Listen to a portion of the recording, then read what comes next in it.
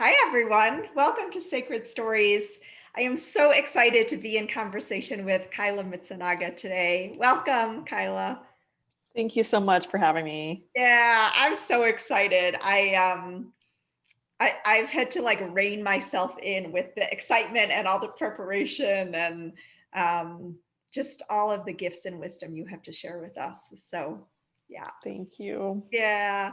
As is our tradition, we're going to just come into sacred space together as a community.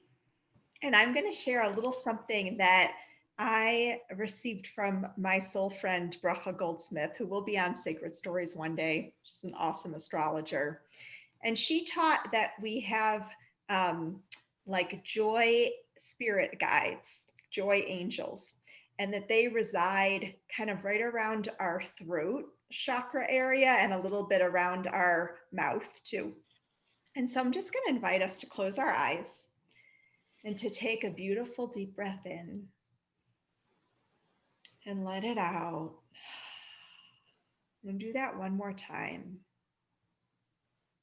And as you're just breathing at your own pace, to connect with the idea of having joy guides that reside right around your throat chakra and around your lips. You may feel them kind of tugging at the corners of your mouth a little bit. Whenever I connect with them, I start giggling. I just have such a sense of playfulness. So take a moment to connect with those joy guides, with that sense of delight that the universe is always kind of tugging at our shirt tails, wanting us to remember. And as we connect with that sense of joy, the simple joys, the little everyday delights, can slowly let our eyes flutter open, come back into sacred space together with the intention of a lot of beautiful, heartfelt conversation and a lot of joy and happiness too. So, Kyla, you and I connected via Nessie Quarantello, who was on a previous edition of Sacred Stories. And Nessie was like, oh my gosh, you have to meet Kyla. And I started looking, at your offerings, and your energy is just friggin' golden. And what I most appreciate about you is this like beautiful intentionality around happiness and around deep connection with others, but also so much realness. There's some people that where their happiness or even their energy doesn't feel 100% genuine. And I just really admire like the authenticity that also emanates from you too, as you share practices that are so life-changing. So I'm really excited to be in conversation today. And you have all of these accolades, like none of which you even put in your bio. You give an amazing TED Talk in Seoul. You've written a book. You do amazing workshops. Do you want to share a little bit about yourself, however you want to answer that question? Yeah, thank you so much, Jess. I mean, it's so great to be here, and I love the joy angel guides. That's Me too. amazing. And thank you for holding this sacred space and with me and with everybody else. It's such an incredible podcast that you do, and your work is also very, very incredible. Yeah, so a little bit about me. I started this company called With Warriors, and I am a former professor. I moved out to Korea 10 years ago to teach here in Korea. And yeah, just along the way, what happened to me was, I guess I was called to get out on the global speaking circuit. And along the way, I was asked to speak in Mexico to inspire their university students to give back to their communities. And I thought, oh, what a cool topic. I'll do a workshop for that. And so I did. And I ended up doing this research about giving back and what does that look like? What does that mean, in an altruistic way? And all roads led back to happiness. So I put together this workshop. I ended up calling the happiness workshop, went to Mexico and delivered the workshops, ended up being featured on the local news that evening. Oh, great. I know. And it was very nonchalant on their part. They were like, oh yeah, by the way, the news is coming over to interview you. Right. Like, what? And like with my hair, like, because my hair was like all over the place, and it was so awesome. Anyway, just how everything unfolded very organically. Yeah. So I was like, maybe I'm onto something here. Maybe I will bring this around the world. And so I ended up doing that. The workshop and we have been to 16 countries across 3 continents. Oh, great. And then I thought, why don't I bring this to the university where I teach in Korea? Because suicide is the number 1 killer of people in their 20s and 30s here. And so I did, and we started at 40 students our first semester, and then our second and last semester that we did it, we had 150. Wow. And just to give you context, those seminars usually max out at 15 students. Wow. Such a deep yearning for it. Yeah. Right. Yeah, exactly. So that ended up being my last semester at the university, because that was also the semester my mom was diagnosed with early onset dementia in my personal life. Yeah. I ended up quitting because I was so depressed. And I realized there are layers of irony, because I was calling myself at that point a global happiness coach, and I was like the happiness champion, and I like knew all this data and research on science of happiness, neuroscience, positive psychology, joy, you name it. I knew it, and I pushed it in my workshops, yet I couldn't apply it to my own personal life. Yeah. So I ended up taking the year 2017 off and in, and I embarked on this like journey, I guess, if you will, and did all this crazy stuff that I had always kind of wanted to do. Like I wrote my first book. I started a pop-up cafe in my apartment serving no sugar, no salt dishes and desserts. Yeah. I hired a life coach. I became a certified life coach and certified happiness coach, and did a bunch of other things. Yeah. But the best thing that I did for myself was I decided to go on a women's retreat in Bali in December. Yeah. So I finished the year out at this retreat, and I had a chance meeting with this woman who was calling herself a tarot card reader, Sylvia. Oh, I love this story so much. I haven't heard this one before, but I love it already. Yeah. I too have had very powerful tarot readings that have like changed my life. So yes. Yeah. So yeah, so great. Thank you for saying that. Yeah. So I, at that point, had not done any alternative healing of anything. So I didn't really know what to expect. And I kind of did it because all the other women on retreat were doing it. It was like a little bit like peer pressure. Yeah. So ended up doing it, and I ended up meeting this woman, Sylvia, who's Hungarian, living in Bali. So she had this like dark hair, like blue eyes, and she spoke with this accent, and I was like, where's the crystal ball? Like it's like straight out of Hollywood. Yeah. Yeah. Or like the stereotype, right? Right. At least. So I did a bunch of readings with her, was totally taken by her. She didn't need any of the cards. She was straight connected to spirit, source, universe. And I ended up just telling her about these nightmares that I had been having. She was like, oh, have you heard of Theta healing? And I was like, no, because I haven't really heard of any alternative healing, anything. Yeah. She was like, oh, I think Theta healing can help you. And I was like, all right, sign me up. because Yeah. I was so desperate to heal my depression organically that Yeah. I just was like, please help me, anything, just I'll do it. Yeah. And so I ended up staying on after the retreat. My husband came out for a week, and then I ended up a week after that staying by myself. Mm. And so she ended up coming to my hotel room to do this theta healing session.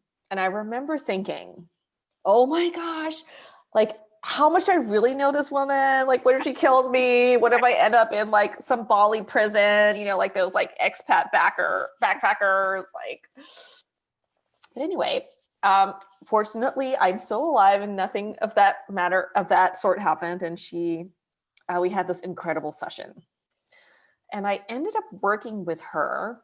Can you tell us a little bit about, like, just bare bones what theta healing is? Because I hadn't heard of it before you and I spoke of it either.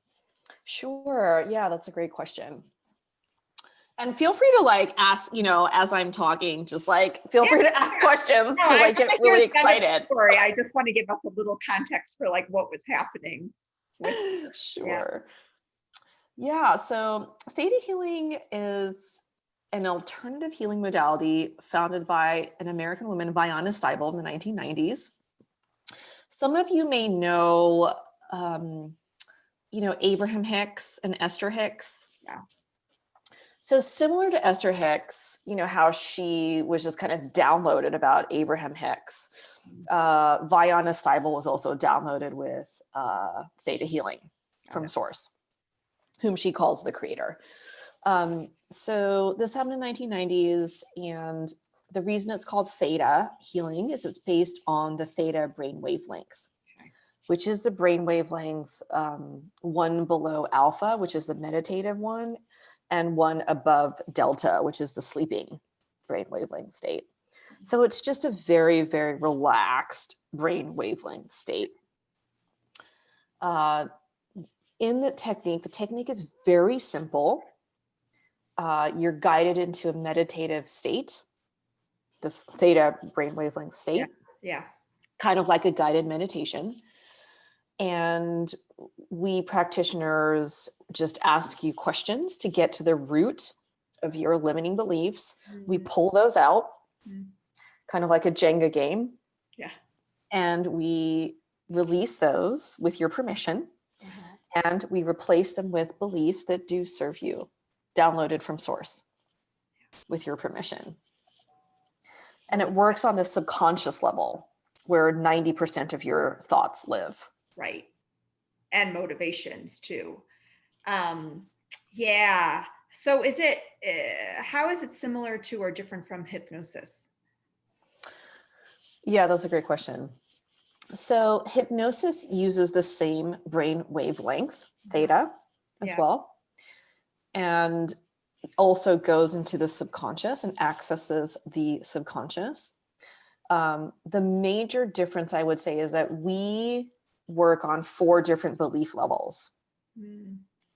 So the different belief levels are core, which is this life. The second one is genetic, which is 7 generations back. The third level is ancestor, which is like all the way back to your very, very, very, very first ancestors.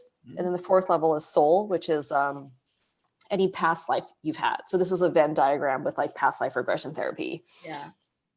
I love it. Oh, it's so fascinating.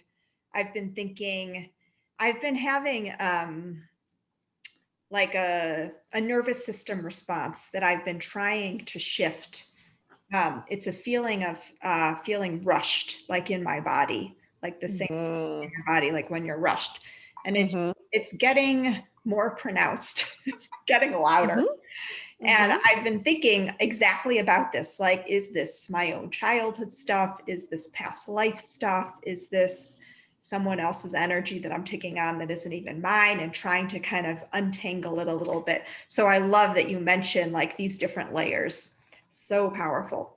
Yeah, I would say to that, and we believe in theta healing that anything that's going on in your body, like dis-ease, kind of like Louise Hay. Do you know of her work? Yeah. So there's a little bit of a Venn diagram with Louise Hay and her So work. for folks who don't know, Louise Hay has this beautiful chart of like different physical manifestations that we have and how they connect to kind of different, oh, perfect, you can heal your life. There, look at that. Boom, ladies and gentlemen.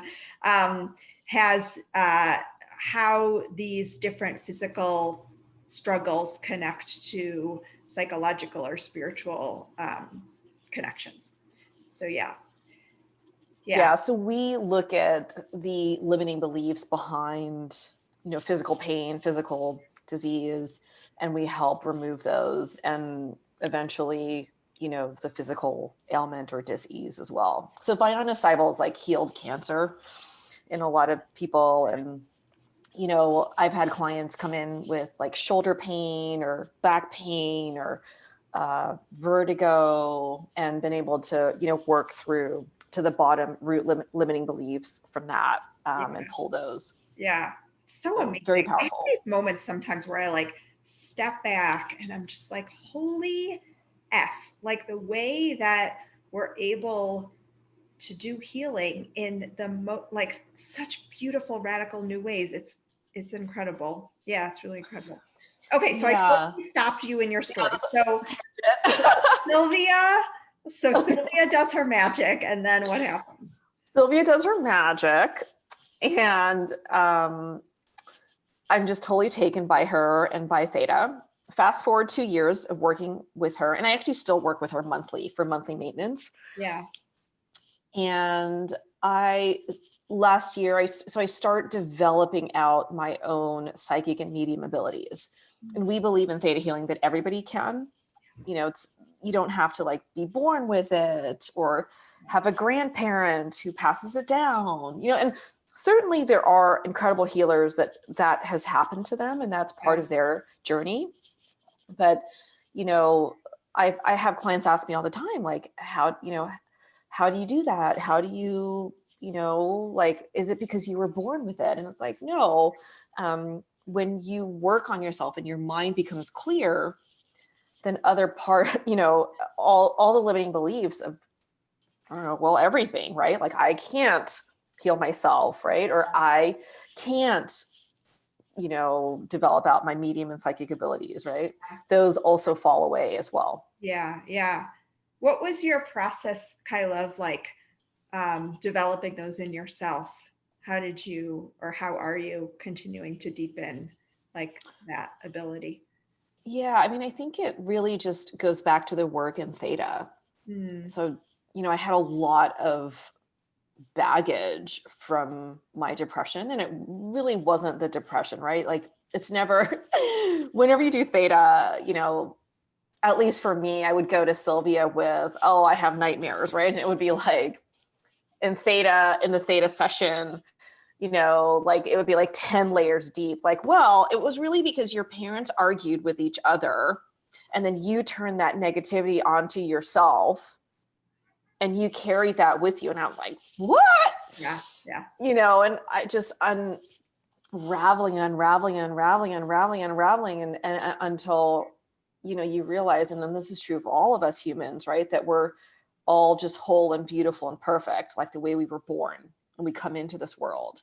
Yeah. Right. But what ends up happening, let me see if I have like a piece of paper to share this with everybody. So let's say this is, can you tell them like the inner educator is like coming out here? I love it at your core. It's awesome. We get a pictorial. This is great. So just imagine that this is you. Yeah. Okay. And I'll just gonna draw very quickly this.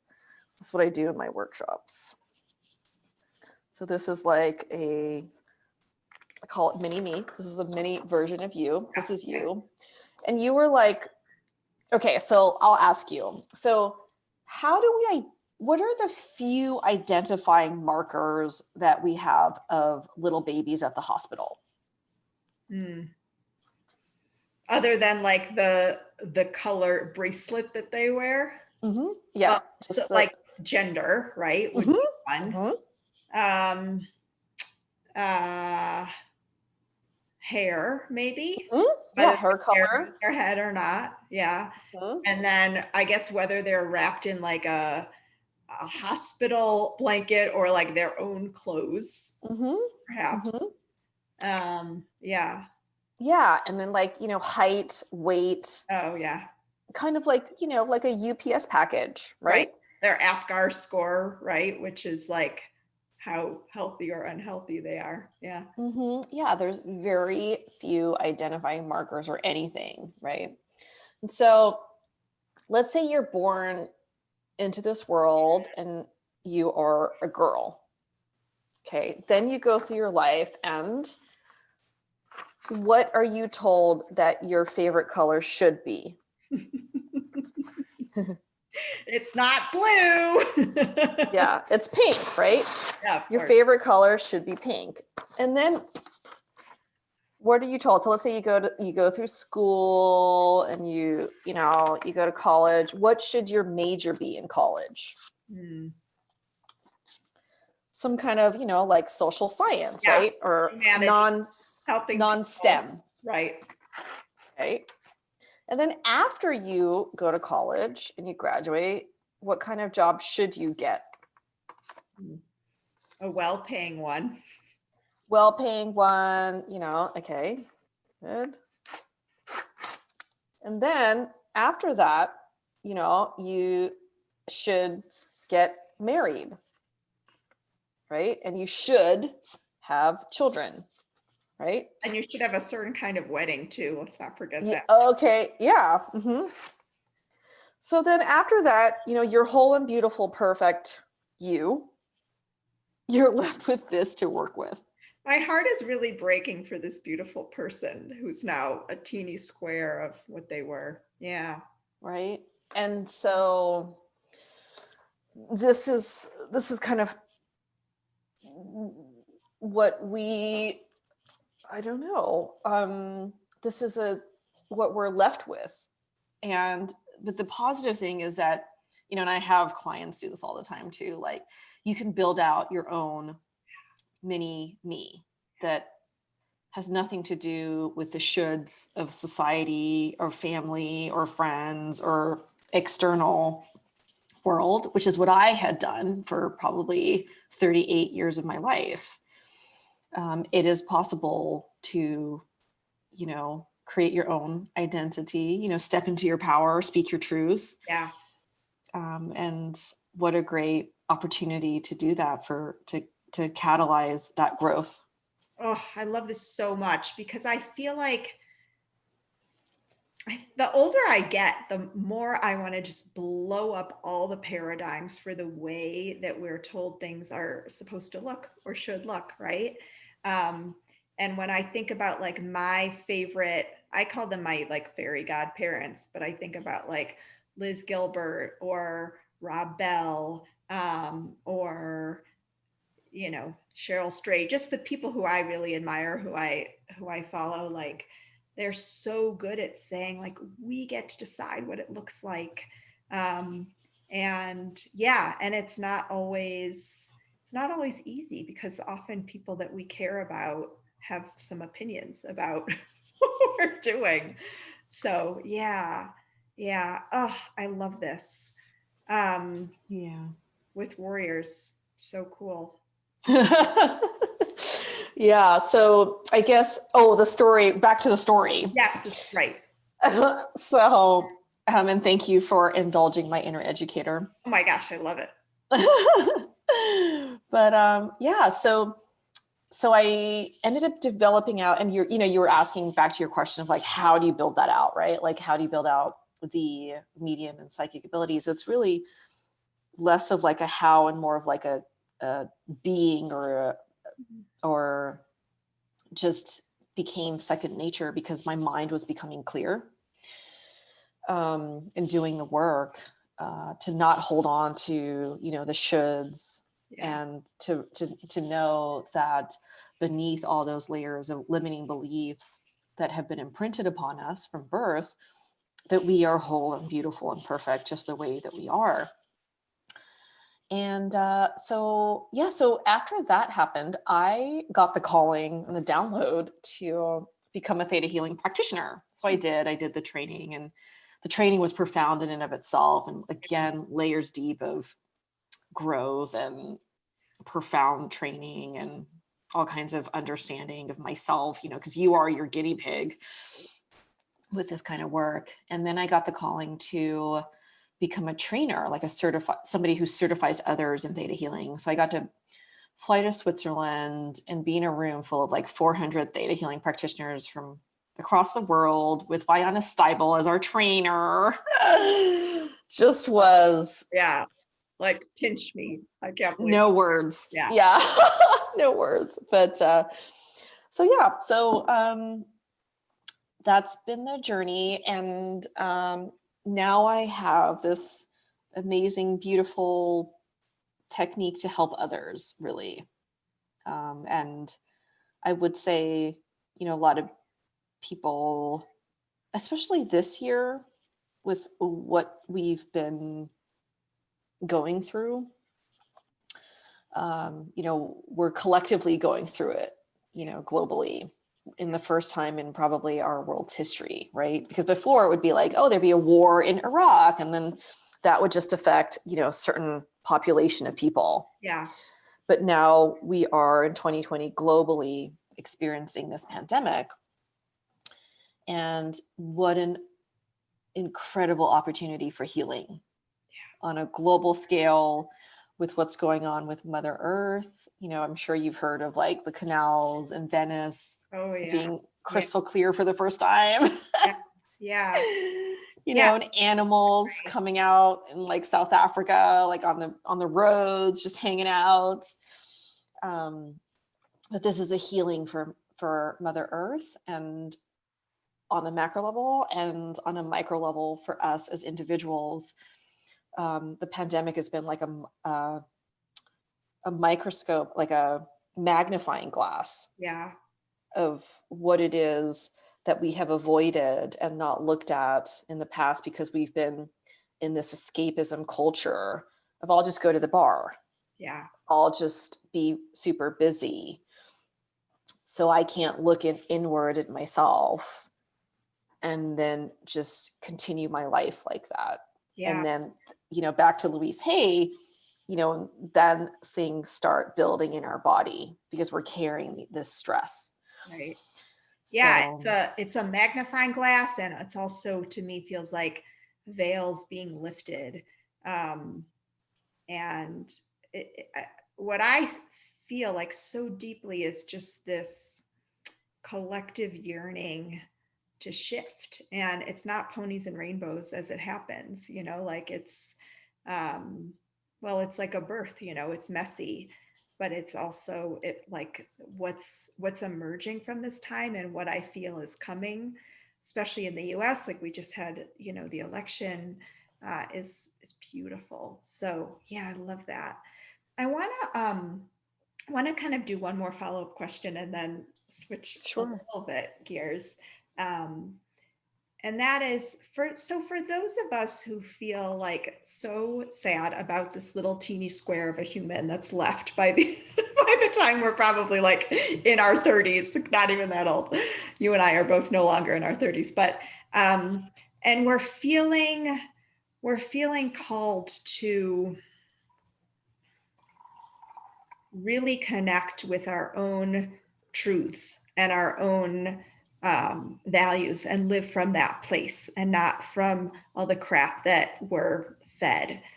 I have two questions. One is like, what are some ways that people can start to honor that desire, to really get more,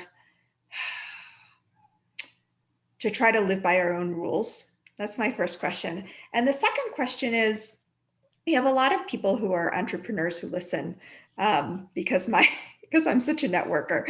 And for people who are looking to grow their businesses in ways that feel aligned, that don't feel like they're in the hustle or don't feel like they're playing like social media games or don't feel like they need to, spend a ton of time on lead generation or whatever, like all these things that feel so heavy to me, but that still are interested in creating like thriving, professional lives for themselves.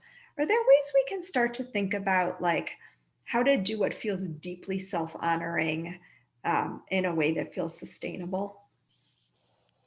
Yeah, I love that. I love that question. It's I know so I ask this a good. lot. Asking for a friend. Yeah, no, it's so good because gosh, I feel like we could have the whole podcast on I just this know. one question I know. Yeah. because I work with so many female founders Mm, who are like you, and I'm sure all your audience members yeah. here, total badasses in multiple ways and how they show up in the world and their gifts. Okay. So I have so many thoughts on this. Okay, so the first question is the how, right? Of how do we begin Mm, to step into speaking our own truths and showing up in the world as more of ourselves. And I would say, well, I have two answers to great. that question. One is more simple, and then one is probably, longer term. The first thing I'll say is, and I'll share what my first life coach shared with me Yeah. when I was first starting my business, and I was a life coach, and I was all over the place, truth be told. And I was telling her, I'm like, oh, well, there was like this one client, and they want to do their session at like 9 p.m. and I'm so exhausted, and I don't, right? Clearly was not honoring myself and my boundaries. And yeah, I just, was trying to people please, which Yeah. I think, we women have this tendency. So I was telling her this, and she goes, this was such a great example. She goes, Kyla, would you go into Starbucks and be like at 2 a.m., hey, where's my coffee? Right. Right. And I was like, no. I mean, I wouldn't be able to get in the door because the door would be locked. Yeah. And she's like, well, why are you doing that for your business? And I was like, And then similarly, we talk about, and this is a very, very important and sticky topic that female founders don't talk about, but we really need to talk about. This is like valuing your programs, valuing your worth. And so I was telling her, I feel bad. And I see this in clients. I see myself in clients so much. Oh, I can't charge that. Yeah. Oh, it's Corona. Like nobody can afford that. Yeah. I need to do donation based. I need to like offer things for free. And don't get me wrong, I've definitely offered a lot of things for free, and there's a time for free Yeah. and a time for donation based. Yeah. But my first life coach said or asked me this question, which was, would you go into Starbucks and be like, can I have that coffee for free? And I'd be like, no.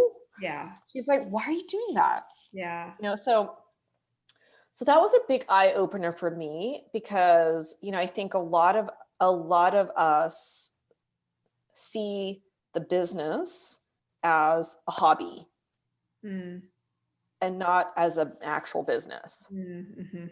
Right. So that's one thing. I'm kind of shifting my answer as I'm talking. Okay. Wherever it takes. Yeah. The second thing to think about and to ponder is what is you and your business? Because for me, it's inextricably linked. Yeah, 100%. I am my business. Yeah. And I'll have friends be like, how are you doing? And I'll talk about my business. And they'll be like, I know how your business is doing, but I want to know about how you're doing. And I'm like, it's the same, Mm, because I am my business. mm, And I think for people who work in other jobs, I mean, most of the world, right? They go to a job they can't stand, they're disengaged, and it's just for the paycheck to put food on the table, and no judgment. But for those of us who are really doing the soul fulfilling, the deep soul fulfilling, life transformative work for ourselves and for others, the two are inextricably linked. And it goes back to, earlier you talked a little bit about like the values and making sure that those are aligned, mm. right? So if you are not happy doing lead generation or marketing or whatever it Just is. hearing that word, Kyla, like feels like a cloud over my head, like cloud Well, of doom. Yeah. I didn't even know what lead generation was until so I'm part of the Forbes Coaches Council, and I try to get as much free thing as I can from them. And Yeah. so they had like this free coaching session, and Yeah. one of the coaches was like, oh, okay, so what do you need help with? And so I was like, oh, like getting clients and stuff like that. Da, da, da. And she goes, oh, so lead generation and some other terminology that I didn't understand. I was like, huh? Like, okay, that sounds good. But so, okay, so, but back to that, right? So if you're looking at parts of your business, right? Because part of also what my first life coach taught me is that, we are showing up and bringing our gifts to the world, and we have created this, what it is for a purpose, right? And we need to honor that purpose and the values as well, right? And especially those of us who are coaches, right? Because we're like, you can do it, right? Like we're like the cheerleader for our clients. And then when it comes to ourselves, we're like, oh, can't do it. I can't do it. So there's that disconnect. And when there's that disconnect, you're showing up into the world with your business, and that energy is showing up at very sticky and stagnant and stuff like that, right? So, but my first life coach showed me this, shared with me this expression called zone of genius. Right. Yeah. And so when you can show up and do the work in your zone of genius, that what, makes your heart sing, and, what you're joyful about, and then things are more aligned. Right. And the third thing that I would say is, let me just give the example of like marketing, because we all know what marketing is. Because I mean that as in some of this other terminology is more complicated.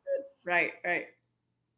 So, I was telling my first life coach, I don't like marketing. It's really, I don't feel good about it. I feel like a used car salesperson. It doesn't align with my core values, and right? So I'm just not going to do it.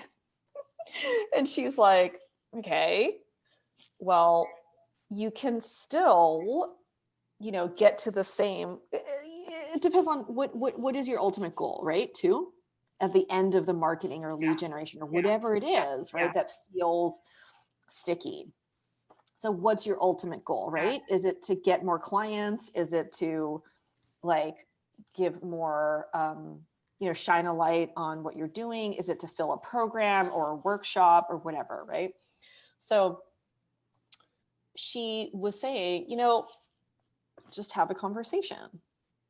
And I was like, what?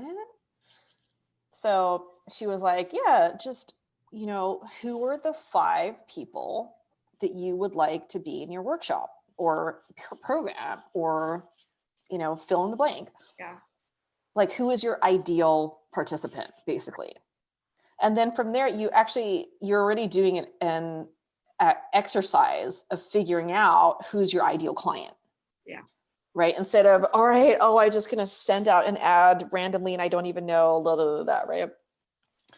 And so she made me do this activity of like just reaching out to 5 people and just having conversation with them. Like, hey, if I had this program, like, for 8 weeks, how much would you be willing to invest? If it was on Zoom, how long would you want it to be per week, and et cetera, and any other question that you may have, right? So in that way, it's really just more of a conversation than anything. And everything starts with a conversation, kind of like, your podcast, right? I mean, it's all just a conversation. Yeah. And what I've realized in the process of doing this is I really just am sharing what I'm doing with people. Yeah. And if they're excited about it, great. That's awesome. And then they will organically and naturally want to join the program.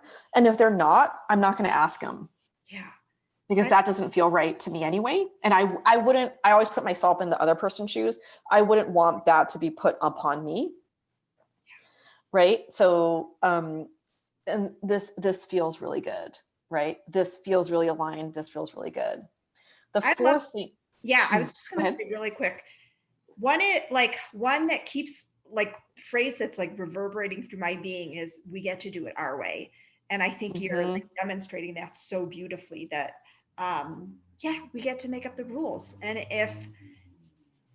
as people who are super relational, and like having a beautiful shared open-hearted conversation to me is just like fun and doesn't feel like work. If that's the way I get to build, my business, then like, hallelujah. So yeah, I love that. Sorry. That's awesome. Yeah, I totally agree. And the fourth thing I would say is just ask yourself the question. This is also what my first life coach told me. Does it feel icky? Yeah. And if it feels icky, don't do it. Yeah. And I think meter. Yeah, exactly. And I want to just actually share. Can I just share my screen with you? Yeah. Would you mind enabling me to share my screen? So let me see here. Hold on. Thank you. That's what don't you love that about Zoom? You can just like share your screen. This has been the most interactive sacred we've had. This is great. Okay. Can you see the whiteboard? Yeah. Okay. Awesome. I'm learning how to like draw on the whiteboard thanks to my 7-year-old niece who's like, draw a bear. I'm like, I can't even draw a bear like regularly, like let alone like on the whiteboard computer here. Okay. So this is so great. Thank you. Awesome. Okay. So let's just step back for a little bit. So this has been so powerful and useful for me. So I used to be the type of person that my inner critic was very strong, and I would burn the candle at both ends all the time. Mm-hmm. Example, I didn't get clients for this one program. I'm a terrible entrepreneur. I'm going to fail. My business is going to fail. La, la, la, la, la, la, right? So that would happen. And then I would say those words to myself in full judgment, right? And then the candle's burning, explosion. Yeah. Okay. So something that occurred to me working with clients and working with myself is that if you imagine forgiveness and judgment on a seesaw. Okay. So when your judgment of yourself and others is high, meaning you're like fully judgy, like you're like, like, why did I do that? Ugh. Yeah. Then your forgiveness of yourself and others is low. However, if, let's change the colors here just because we can, Yeah. if your judgment of yourself and others is low to non-existent, okay, like I messed it up, or what, not even messed up. It's just like, this is the learning, I right? was gonna say, learning moment. Yeah, There's totally. so much learning and Yeah. growth Yeah. in work and entrepreneurialism. Then your forgiveness of yourself and others is high. Now, why is this so important, especially in work and growth? Because when you forgive yourself and others, you can unchain yourself from the past. That not forgiving, okay, especially this one here, Yeah. which is where most of us live, chains us to the past. So we cannot move forward with our life or our business. Does that make So sense? powerful. I love the visual. Yeah. Yeah. I love So, that. It just, to me, like radical compassion, right? mhm, Yeah. right. Oh, so good. So So good. I went back to the question of, how do we stay happy? How do we step into truth? How do we, align with, with our business? It's really just starting with that question. Starting with the question, does it feel icky? Not going to do it. I mean, there are days that I don't post on social. I don't do any kind of work. I'm like, today I need to go to a coffee shop and just be with myself. Yeah. Yeah. And that's fueling the business in another way, because you're re-energizing, you're re-upping, you're fill in the blank to where you need to be. Yeah. And then I would say I would end. So I would start the question, your day, and start with, does it feel icky? And then I would end with, and this is what I also always ask myself too, if today were my last day Yep. Yep. on this planet, Yep. would I be okay doing what I'm doing? So to bring it back to now, if this were my last day and I was doing this podcast with you, would I be okay with that? Like, heck yeah, this is like so freaking awesome. You're so awesome. Would I be okay with that? Yeah. But if your answer is no, then that's a beautiful clue to change something in your business or your life. Oh, Right? God, Kayla, I love this. I have so many thoughts. So one is like the connection between zone of genius and ickiness, to me, very similar, right? Like when we are in our zone of genius, we are not feeling icky. We're feeling empowered, enlivened, right? All of those things. So that's, it's so good. And I use the like what's really going to matter at the end of my life barometer all the time too. And I'll share, I mean, yesterday I actually did get a lot of work done during the day, but at around 7 or so, I still had a lot more that I wanted to do. And I was exhausted. And because I've been staying up too late, binge watching a TV show that I'm really loving. It's like Australian TV show. And what I really wanted to do was watch a little bit more. And so I said, yeah, like what's going to feel like soothing and kind and fun to yourself. And I'm not usually it's not how I usually spend my evenings, but it felt kind of like naughty and fun and lovely. So yeah. And the other thing that's coming through really strongly is the connection between zone of genius, what brings us joy, and spirit. Like to me, such a portal. When I'm feeling like in my light and in my whimsy and in my delight and joy, it's like direct line to source. And when I'm able to like create from that place, then the world is my brisket. The world is our oyster. Yeah. Yeah.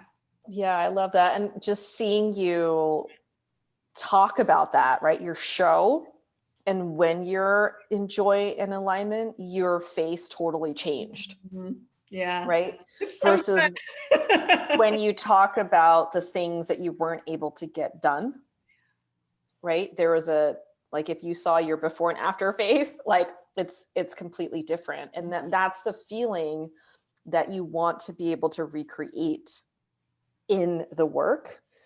And I would say also, just hearing what you're saying, the questions of, does it feel icky, and zone of genius and all that, and if this were your last day on earth, in order to get to those two questions, a step back a little bit of, what is the growth work that you need to do now in order to be able to answer those two questions? Does that make sense? Mm-hmm. Yep. What is the growth work that we need to be able to do now in order to answer those two questions? Yeah. Thank you. Oh man, I have so many other things. Let me think about where I want to pivot. I want to talk about your first book a little bit, With versus At, Two Prepositions That Changed My Life. So good. Tell us first the difference between with versus at, and then I want to ask you a question. There it is. Look at that. Okay, I just want to share what I looked like when I was like 5. Yeah. Okay. You've aged well, Kyla.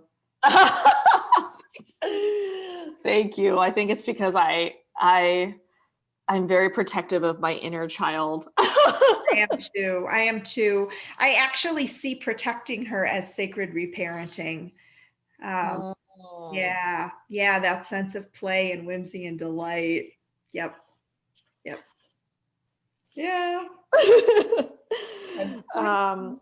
Yeah. So the book came about because actually I gave a TED Talk with the same title. And the TED Talk came about because, and it kind of, there's a little bit of, this is a great segue, I think, from your original, and I mean, maybe the whole thread of this conversation, right? Of what is it that's important to you?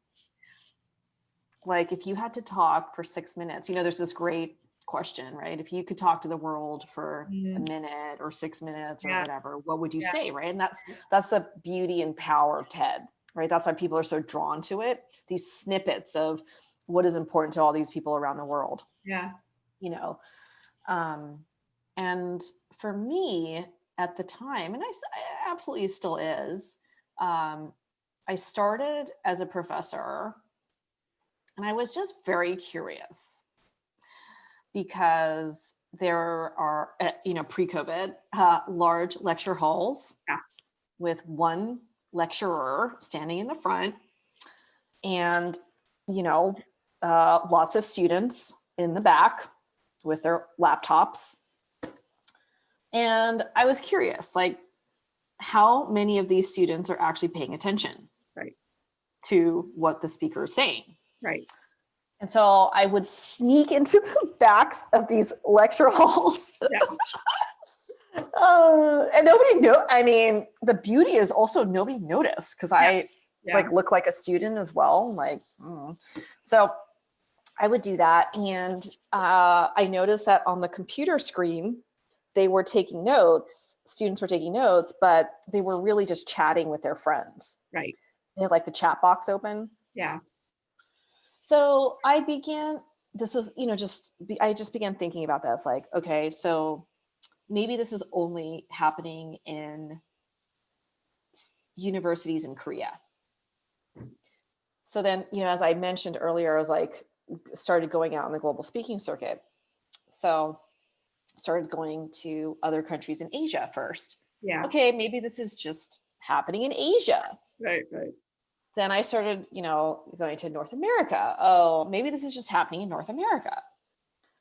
And then I started going to Europe. And, these were also like adult conferences where I was speaking, right? Like not Right. university, like these are, Yeah, yeah.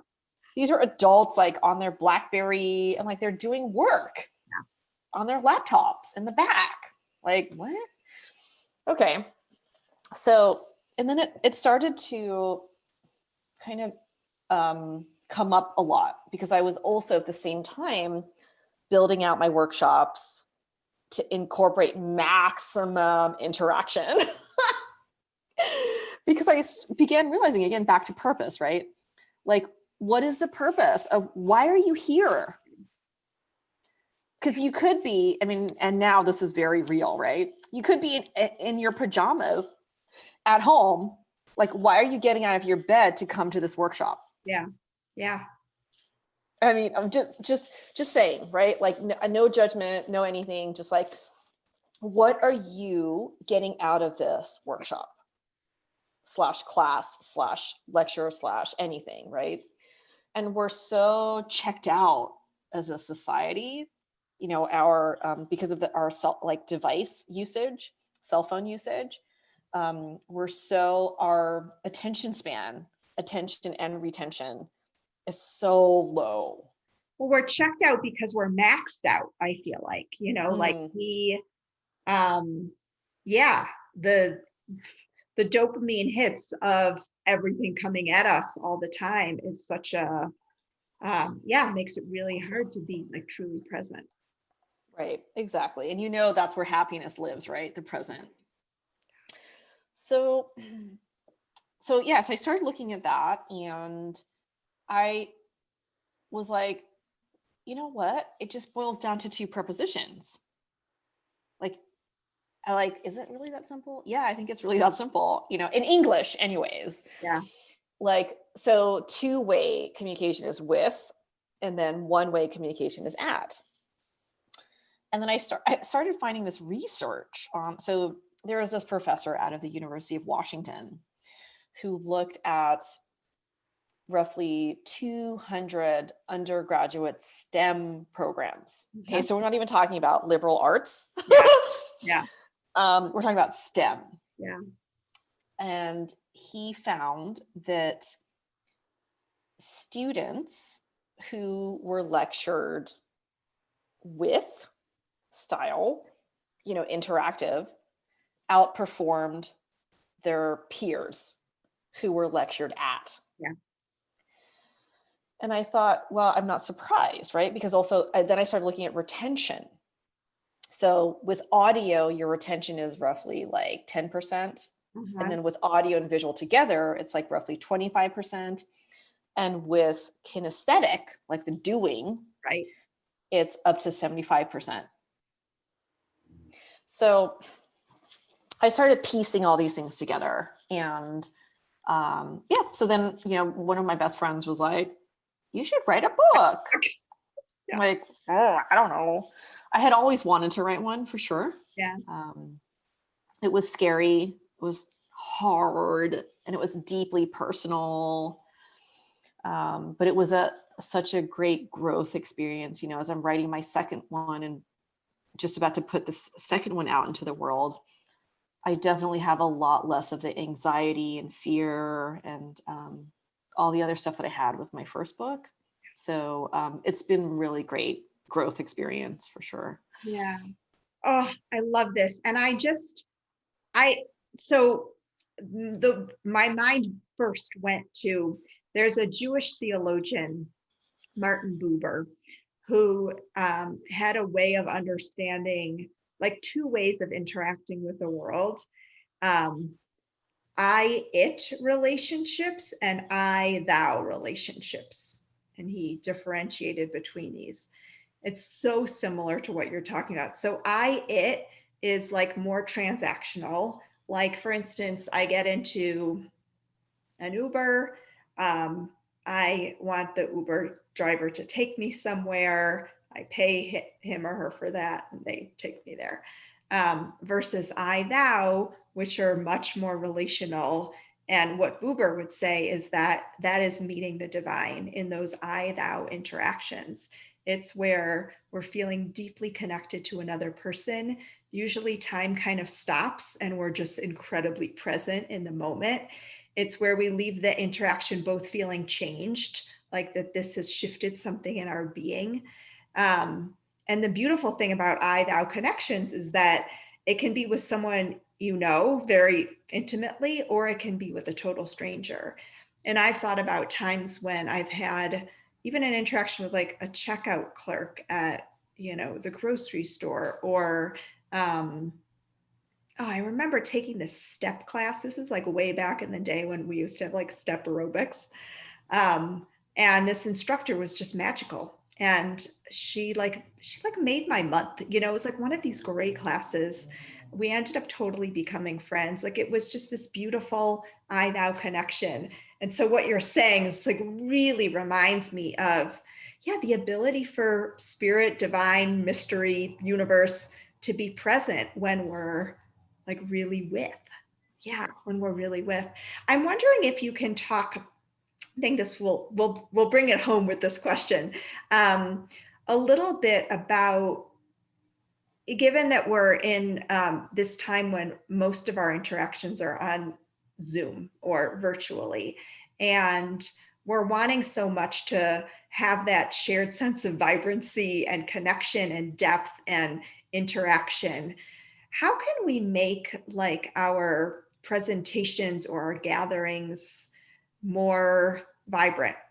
Like, how can we use these with versus at principles to kind of connect in a deeper way that doesn't feel as frontal? Yeah, that's people have been asking me that a lot lately. Yeah. And, I would say just to your point though, about really quickly, I want to touch to your point and then I'll go back to the presentation part. Also, to add on to your point of like being closer to the divine, something that came to me after I had written the book was that when you're with yourself first, only then can you truly be with others. Does that make sense? Yeah. So there's one of the things, my whole being. Yeah. Oh, yeah. So one of the things I talk about in the book is being with yourself, not by yourself. Because you know how we always say, oh, do this by yourself. Yeah. And one of the things that I share is taking myself out. And I was sharing that with a client of mine. And I had sent her the book and she goes, it's so simple to take yourself out. And I was like, I know. And then she goes, I know what you mean. And then she goes, yeah. She's like, but I haven't done that since the pandemic started. Yeah. And I was like, oh my gosh, whoa. And then as I was hearing her say that, I realized I hadn't taken myself out since the pandemic. Yeah. And so we both were like, whoa, so it's, even though I wrote it like 2 years ago, I'm still being reminded of these lessons, So absolutely, like, and it kind of goes back to the previous conversation of, whether it's being with your business, right? With yourself or with your business or whatever. But one of the things that I learned from this really cool, and I know you're going to love this because you're so deeply spiritual as well. I was in New Orleans and I was interested in like hypnotherapy. Yeah. Hypnotherapists had also heard about Theta, and she'd also studied different alternative healing modalities. So she's super gifted. Yeah. So I forget what we're talking about, how we came upon this, but she goes, yeah, I check in with my business all the time. I'm like, what do you mean? Oh, this is so good, right? So this is another way, like to go back to your previous question. She goes, yeah, I just like, go into Theta, Theta brainwave length or, meditation, whatever, works for you. And she's like, yeah, I'll just ask, what is it that you need right now? Yeah. And I was like, what? I That's totally so had goosebumps. I was like, that is so simple, but so profound and so amazing. I love it. Yeah. And I phrase it as, or like, what do you want me to know? That's another good one. I do it with my writing all the time. And I feel it, to me, it has an energy of a romance to it. I was thinking about you saying that when you take yourself out too, like, how can I romance myself? Like if a sacred union, like between us, between us and our work, between us and our creative outlets, between us and how we show up for other people, including people who we don't know that well. Yeah, like if we can put the energy of romance into it. I don't know. This is where I gravitate towards, because my connection to the divine also feels it's a very sensual one too. It's both joyous and sensual, but yeah, I love that. And it's just like shouts of width, it's so informed by that kind of understanding. Yeah, it's beautiful. Yeah. And I would say, I'm still learning, this on Zoom and building up my workshops that way too. But what I would say is it's, so much of it is trial and error. So I'll give this example. So early on in the pandemic, so probably around April or May, when I first got back to Korea, I was asked to sit on this panel for this female entrepreneur co-sharing space in Germany. And so it was midnight my time. But it didn't feel icky, right? So I wanted to do it. Worse than the 9 p.m. Gochi call, but not. Yeah, but it didn't feel icky. And I still take, I won't do Theta healing. I only do Theta healing in the mornings, but I'll do like networking things in the evenings if they don't feel icky. Yeah. So I was super excited about this. And, I was on this panel with these other like female founders, and they were asking us questions, and we were talking about fear, right? And at the time I was pushing, I was doing a lot of workshops around fear. And after the panel, I talked to my friend and contact, who's also a coach. This is hard to say, but I'm going to share it because it was really meaningful for me, and also painful at the same time. Yeah. She goes, because I was like, oh, how'd it go, right? How did you think the panel went? Yeah. She goes, Kyla, it was too at. And I was like, and if you've seen my TED Talk, I throw at balls at people. And it was like she had thrown this at ball at me. And I was like, oh my gosh, I am the creator of with versus at. And I was totally at. Yeah. And so the following day, I had a workshop. I was doing a workshop for them on fear. And she was like, okay, that's okay. We're learning, like just make it more width for your workshop. And I was like, okay, I don't know. Yeah. So I had all this material. And this is also, you have to, one of the things that I share in my second book is having a chat with your ego. Because my ego was like, oh, you got to put this thing in, and you got to do this thing and this and this and this. And I have to show the expert and yeah, exactly. To show that I know what I'm talking about and I'm awesome, and then I'll get more clients and blah, right? Like that whole.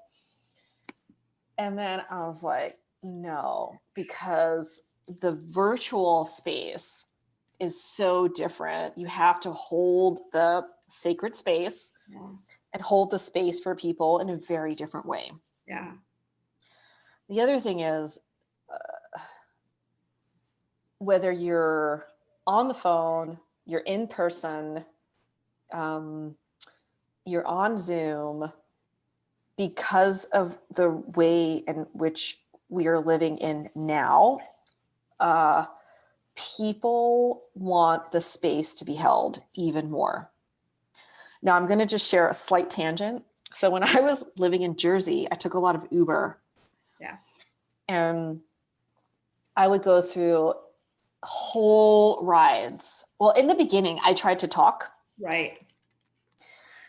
And I realized later, nobody wanted to hear what I said. Mm-hmm. They wanted to be heard. Huh. They wanted to be seen, heard, Yeah. loved, valued, cherished, et cetera, et cetera. Yeah. And they weren't getting that in their own lives. So that was my purpose, and that was how I was showing up for them. Mm. And so I would just spend entire 30-minute rides holding the space for them. Yeah. And I do the same for taxi drivers in Korea. Mm. And I probably understand maybe like 30% of what they're saying, but I insert at the appropriate times the equivalent of, Yeah. oh, really? That's really interesting. Yeah. And they are completely convinced that I'm Korean native. Yeah. They don't know any better, but it's because they want the space to be held. And I think the same is true, right? So, okay, so going back to the German workshop, Right. all I did was I just asked 2 questions for the whole 1 hour. I love it. What are your fears? And that took like 30 minutes because we went around the room sharing fears. And was so incredible.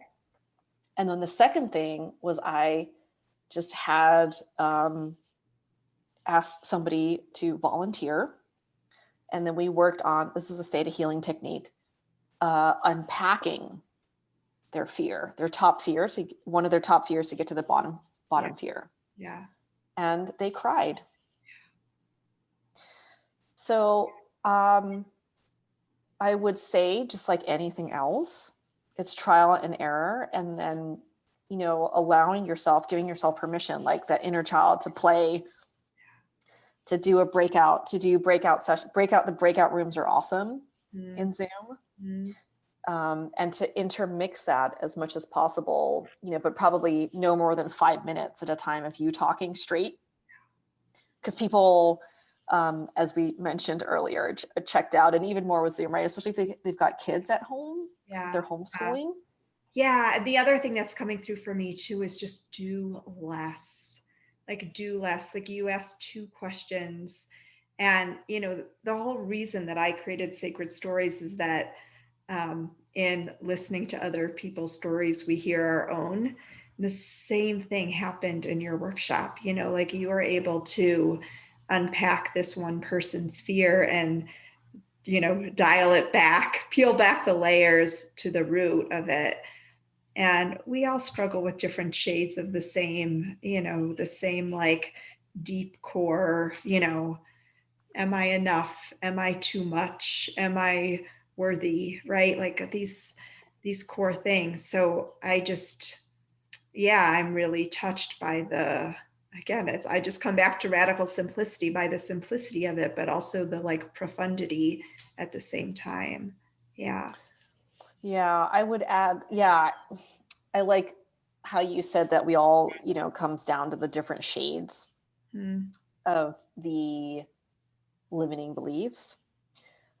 Because I recently watched this video. Do you follow Marissa Peer? No, I don't. At all. Should we? Yeah, I mean, yes. If it doesn't feel icky. Yeah. But so she was Princess Diana's therapist. Oh, interesting. Okay. Yeah, and she's on Mind Valley. That's kind of how I found her. But she says that all of her clients, all of the limiting beliefs boil down to just 3. Oh, okay. 1 is I'm not enough. 2 is I'm different. And 3 is something is unavailable to me. And I was like, oh my God, check for myself, you know?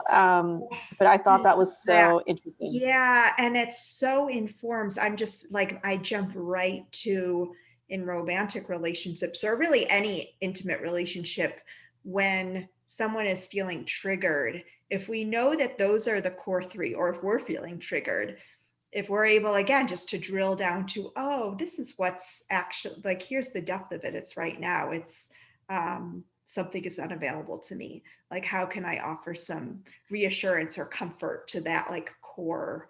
Yeah, ooh, that's really good, Kyla. Oh, I love that. Okay, I could talk to you all day. I had so many more questions. We didn't even get to happiness, but maybe we'll go around to at some point. But um, we did get to happiness. we did. Like, You're right. You're right. right? We talked about the with part, be with yourself as much as possible. Huh? Only then can you truly be with others. Yeah, yeah, yeah. Oh, I could do this for hours. This was wonderful, though. Um, I want to, yeah. Will you share how people can connect with you and what you're bringing into the world right now? If folks want more, Kyla, and yeah, how can we find you? Yeah, I think just on my website, it's just kylamitsunaga.com. And what I'm bringing into the world, stuff that's really important, but yeah, so much growth. My second book on growing, that looks like this. So cool. That should be coming out in the next week or so. And I've launched a wellness, man program because I realized that so many of my female clients would joke. You know how there's truth in joking. Yeah, yeah, So I had this epiphany recently because I was talking to a client in Korea, and she was joking by yeah, saying, oh, you know, this other friend, her husband, would be so great if her husband could work with you, but ha ha ha ha, ha, that's not going to happen. And then she said the same thing about her husband, yeah, right? And then I started thinking about all my other female clients who had husbands, yeah, and they echoed the same exact sentiments yeah, in jokes as well. yeah, And I was like, how do I share and help and show up for and with those men yeah. who may need the help, right? And so this is, I know we have to go, but just No, want to share this right. really lovely. And I love that, back to your point about being romantic. Mm. And I think that there's a romance that can happen in platonic relationships, Yeah, right? yeah, And with ourselves as well. But I have this male client who finished one of my 8-week programs, and I just asked him, "Hey, could you do a video testimonial?" And what I was imagining was, Kyla is great, da right. da da da da, send, you know, and that's it. Yeah, But he put together this whole thing of like him at the beach because he's just learning how to surf, and it's like slow motion going into the water, yeah. and this like 8-minute thing of like Mount Fuji in the background because he's in Japan. So thoughtful. Wow. Oh, it just, you know, makes your heart sing and warm right here, right?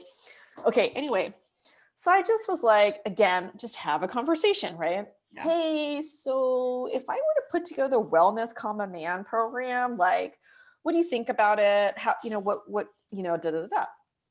He's like, yeah, so I have this best friend who, you know, might be interested. Da, da, da. Okay. So last night, Yeah. he sends me this screenshot of how he had sent that video to this best friend of his. Uh-huh. And his best friend said that he had cried. Isn't that amazing? Oh, Yeah. and he realized by watching the video that it was his pride that was holding him back from seeking help. Isn't that amazing? Yeah. I was like tearing up reading that text, and that he shared that with me. And it gets better. Same client goes, former client. Yeah, I think that, he may or may not be able to afford the entire program. Mhm. So if and when he does reach out to you, just tell him the cost of 50% of it, and I will cover the other 50%. But don't tell him that I'm covering it. Wow. Isn't that It's like, amazing? yeah, I can't, I don't even want to talk. Like, I don't want to ruin landing with us. But just like humanity, it's like there's such a desire to hold each other, in all of the ways. Oh, And that's how we piece this back together. yeah, yeah. If I had some tape. Yes. And just like you touching your former client, him wanting nothing more than to provide this amazing testimonial, sharing it with no ask with his friend coming back. Like it's this just web of profound beauty. Wow. I Yeah. love that. I love that. Um, all right. Are you ready for the joy round as we close Yes. here? Okay. Um, what are you most proud of? Oh gosh, that's a great question. I think overcoming depression and then getting to help others do the same. Mm, so that deserves its own podcast there too, but that's beautiful. I love it. And I thank feel like we could do like 20 we podcasts could do together. 20 podcasts together. Yeah, and some of the tools that you offered today, I know are just going to be so incredibly, they'll be a bridge for so many in their own healing. All right, last joy round question. An everyday thing that delights you. Swimming. Ooh, that's good. That's good. I love it. I love it. Kyla, thank you. You're golden. Thank you. It was a Thank you so delight. much, Jess. Yeah, I'm so excited for others to connect, and thanks for making some sacred time in your day. Thank you so much for all the work that you do and all the sacredness that you bring to this world and the universe.